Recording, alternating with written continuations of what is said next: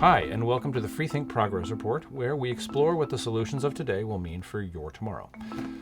Today we're going to talk about ventilators, vaccines, and drag queens. So, pretty standard Wednesday. I'm Nick, I'm a director at Freethink, and I'm wearing a suit in my garage as a way of pretending that everything is normal. It's not working. Right now, there's a critical shortage of ventilators needed to help COVID-19 patients fight for their lives. But help is coming from some unexpected sources. Bloom Energy, a company that usually manufactures fuel cells, recently stepped up to help refurbish hundreds of ventilators for the state of California. Bloom Energy joins the dozens of other efforts by engineers, universities, and private companies to help design, build, or fix existing ventilators. And soon that list could include you. The Montreal General Hospital Foundation is currently hosting a ventilator design challenge. So if you're looking for an outlet for your energies, this might be a way to help. There are currently numerous research projects aimed at developing a vaccine for COVID-19. But the biggest question on everyone's mind is, when is this actually going to be available? So Freethink's Dan Bier and I had a conversation about one group's controversial idea about how to speed up vaccine testing. So the first question I have is just, what is human challenge trials, and how does that different from what we would typically do with clinical trials or something like that? Typically, vaccine trials begin with small pilot studies to see if the vaccine has any big, immediate adverse reactions for people. Eventually, they progress on to stage 3 trials, where you give the vaccine to large numbers of volunteers, and then you wait for several months until enough people have had a chance to contract the virus out in the wild to see whether your control group that didn't get the vaccine or your test group of people who did get the vaccine, who is more likely to have contracted the disease. This is by far the longest and the costliest part of vaccine development. Proposal that is being discussed right now is for replacing that entire step with a 2 to 3 month human challenge trial, where instead of waiting for people to be exposed out in the wild, you could use a much smaller study and give everyone the vaccine and then expose them to the actual virus.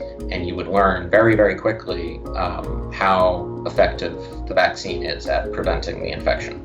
The benefit obviously is faster, clearer results. What are some of the potential risks? What is really unknown at this point is, what are the long-term consequences of even a mild coronavirus infection? You know, if you sign up for this trial, you are signing up to possibly be infected.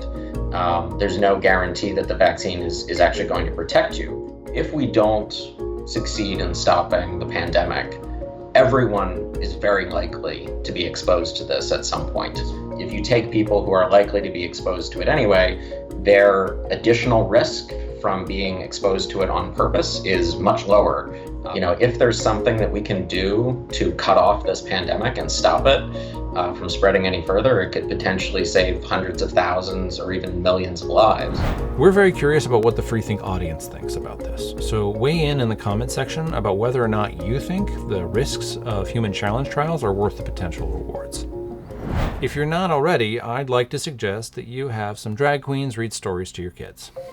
As a parent, like millions of others out there, I've suddenly found myself involuntarily becoming a homeschool teacher looking for educational resources for my kid. So, let me introduce you to the Drag Queen Story Hour, a group of amazing drag performers who are hosting online story time for kids. What I find really wonderful about this is that it demystifies and destigmatizes people who challenge our assumptions about gender, and it does so in a really family-friendly way. I think a lot of us are feeling a little isolated and cut off from the rest of the world right now, but there are still great opportunities to connect, and this is one of them. That's all for today, but keep your eyes peeled for the next Freethink Progress Report, and as Freethink's Mike Wood recently found out, if a robot challenges you to a rap battle, your obligation to humanity is to keep these metallic tyrants at bay. Let's rock. Let's go one night. Robotics. Fight.